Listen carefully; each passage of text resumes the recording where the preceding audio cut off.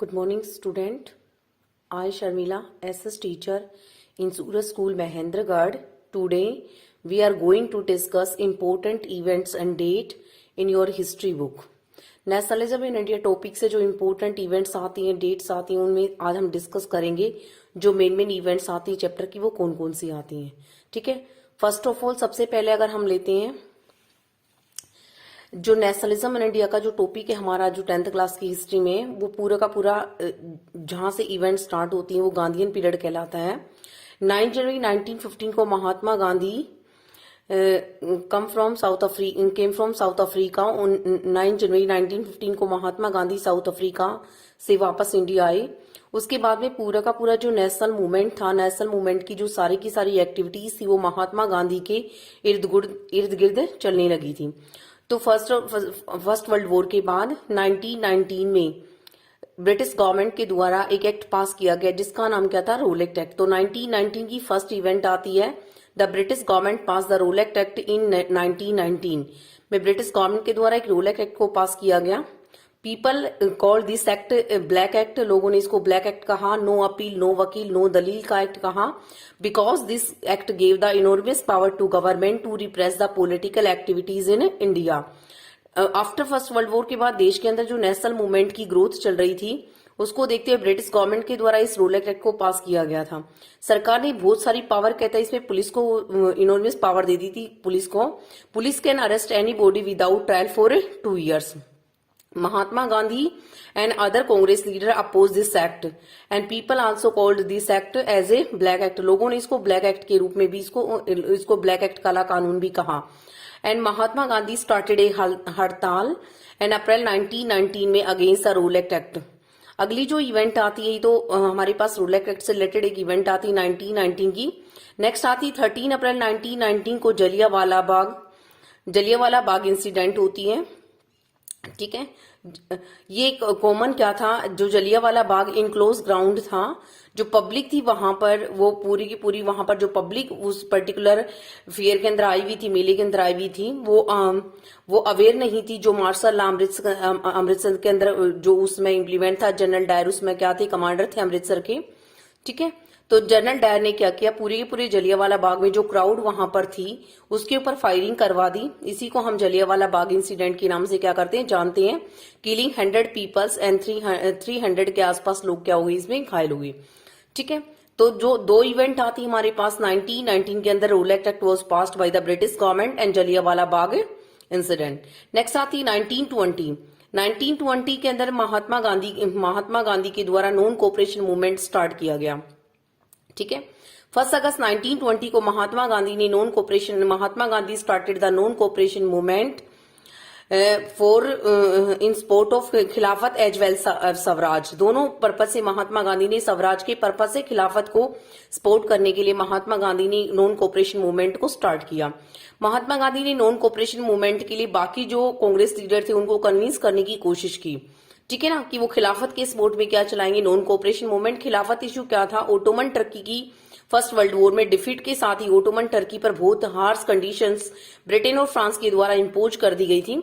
जिसके कारण क्या होता है, ड्यू टू दिस रीजन के कारण क्या होता है कि सारे के सारे जो मुस्लिम लोग थे, सारे पूरी दुनिया के जो वर्ल्ड के मुस्लिम थे, वो अगेंस्ट थे, ब्रिटेन और फ्रांस के अगेंस्ट में थे.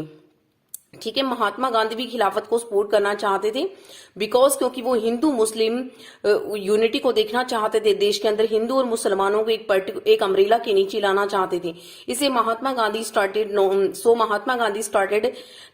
Cooperation movement in support of Khilafat as well as Swaraj. तो महात्मा गांधी ने क्या किया, कांग्रेस के लीडर को कन्विंस करने की कोशिश की. सितंबर 1920 में कलकत्ता सेशन एंड लास्ट में फाइनली क्या होता है, जो इंडियन नेशनल कांग्रेस के द्वारा रिसोल्यूशन जो नॉन कोऑपरेशन मूवमेंट का पास किया गया इन दिसंबर 1920 नागपुर सेशन में फाइनली प्रोपोजल क्या कर दिया गया, नॉन कोऑपरेशन मूवमेंट का पास कर दिया गया. Mahatma Gandhi said the people not to cooperate with the British government. हम किसी प्रकार से ब्रिटिश गवर्नमेंट के साथ में कोऑपरेट नहीं करेंगे.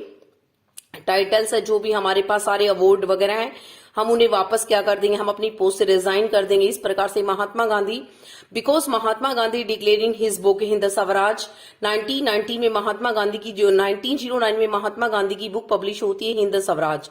महात्मा गांधी ने उस बुक के अंदर डिक्लेयर किया कि British rule was establish India with the cooperation of Indian, Indian के कोऑपरेशन से सेटअप है, इंडियन के कोऑपरेशन से कंटिन्यू है।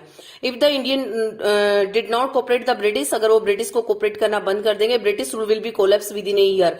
तो महात्मा गांधी का ऐसा आइडिया था, उनका ऐसा बिलीव था कि जो नॉन कोऑपरेशन मूवमेंट के द्वारा वो सारे देश के अंदर स्वराज को ला सकते हैं। ब्रिटिश के हमारे कोऑपरेशन से ब्रिटिश रूल कंटिन्यू, हमारे कोऑपरेशन से सेटअप हुआ, हमारे कोऑपरेशन से चल रहा है। अगर हमने ब्रिटिश को कोऑपरेट करना बंद करते तो ये पूरा रूल क्या हो जाएगा, खत्म हो जाएगा। ठीक है, ऐसा महात्मा गांधी का मानना था। Non cooperation movement Mahatma Gandhi ने जिसको स्टार्ट किया था वो कंटिन्यू रहा 2 ईयर्स तक। बट क्या होता, 5 फरवरी 1922 को गोरखपुर उत्तर प्रदेश के अंदर चोरा चोरी नामक प्लेस पर क्या होता है, पुलिस और जो वहां पर जो सत्याग्रही लोग थे उनके बीच में आपसी झगड़े के अंदर क्या होता है, वहां पर 22 पुलिसमैन क्या हो गए, उस पर्टिकुलर मुठभेड़ के अंदर क्या होते हैं, मार दिए जाते हैं, उनकी मतलब हत्या कर दी जाती है। जिसके कारण महात्मा गांधी ने क्या किया, 12 फरवरी 1922 Mahatma Gandhi call off the movement after the Chaura Chauri incident. चोरा चोरी इंसिडेंट के बाद महात्मा गांधी ने क्या किया, नॉन कोऑपरेशन मूवमेंट को क्या कर लिया, वापस ले लिया। बट नॉन कोऑपरेशन मूवमेंट के वापस लेने के बाद जो अगली इवेंट आती 1922 और 1923 में, तो क्या होता है, Swaraj party was found by the Motilal Nehru. जैसे ही नॉन कोऑपरेशन मूवमेंट को बंद किया गया तो जो मोतीलाल नेहरू ने क्या बना लिया, अलग से कांग्रेस के अंदर एक स्वराज पार्टी बना ली, वो कांग्रेस से क्या हो गई, बिल्कुल अलग हो गई। ठीक है ना, Motilal Nehru form the Motilal Nehru and CR Das form the Swaraj party. ठीक है ना, रिटर्न टू काउंसिल पॉलिटिक्स, क्योंकि वो काउंसिल पॉलिटिक्स में वापस लौटना चाहते थे, वो इलेक्शन को फाइट करना चाहते थे। ठीक है ना, और ब्रिटिश काउंसिल में जाकर उन्हीं की जो पॉलिसीज का अपोज करना चाहते थे। So Motilal Nehru and CR Das form the Swaraj party 1923। Next आता है, नेक्स्ट जो अगली इवेंट आती है 1928 में, Simon commission arrived in India. Simon commission का बहुत ही एक इवेंट आती है, चर्चित इवेंट आती है, जिसमें क्या होता है, साइमन कमीशन 1928 के अंदर इंडिया आया। ठीक है, 3 फरवरी 1928 को इंडिया वो पहुंचा।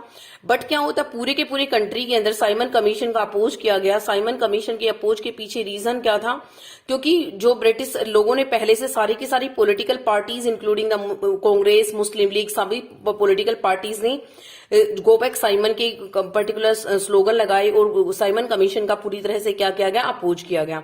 इसका रीजन क्या था, साइमन कमीशन क्यों आया था, इसके पीछे रीजन क्या था कि द गवर्नमेंट ऑफ इंडिया 1919 में जब इंडियन गवर्नमेंट के द्वारा एक्ट पास किया गया था 1919 में, तो उसमें एक प्रोविजन था कि आफ्टर 10 ईयर्स के बाद इस पर एक कमीशन बनाया जाएगा और वो पर्टिकुलर इंडिया में सारे के सारे कॉन्स्टिट्यूशनल चेंजेस को चेक करके आएगा कि वो पर्टिकुलर रिफॉर्म इंडिया में हुए कि नहीं हुए।